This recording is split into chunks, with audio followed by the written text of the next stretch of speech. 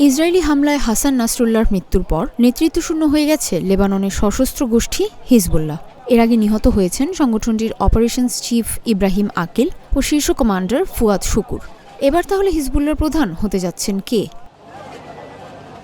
Israeli সংবাদ মাধ্যম Times of ইসরায়েলের এক প্রতিবেদনের বরাতে ভারতীয় সংবাদ মাধ্যম ইন্ডিয়া টুডে বলছে, হাসান নাসরুল্লাহর এক আত্মীয় এই পদে আসতে পারেন। তার নাম হাশেম সাফিউদ্দিন। সম্পর্কে তিনি হাসান নাসরুল্লাহর ভাই হন।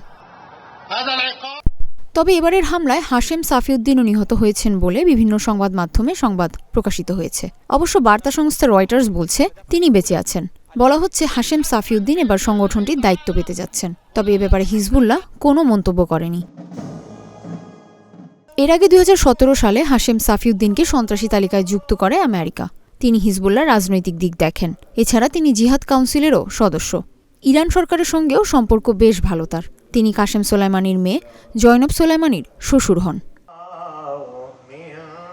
নাসরুল্লাহর মতো সাফিউদ্দিনও একজন আলেম, যিনি কালো পাগড়ি পরেন। সাবেক হিজবুল্লাহ প্রধানের সঙ্গে তার শারীরিক সাদৃশ্যও রয়েছে। নাসরুল্লাহর উত্তরসূরি হিসেবে তাই হাশেম সাফিউদ্দিনকে বিবেচনা করা হতে পারে বলেই মনে করছেন অনেক বিশ্লেষক। তবে এজন্য ইরানের ব্যাপক সমর্থন পেতে হবে হাশেম সাফিউদ্দিনকে।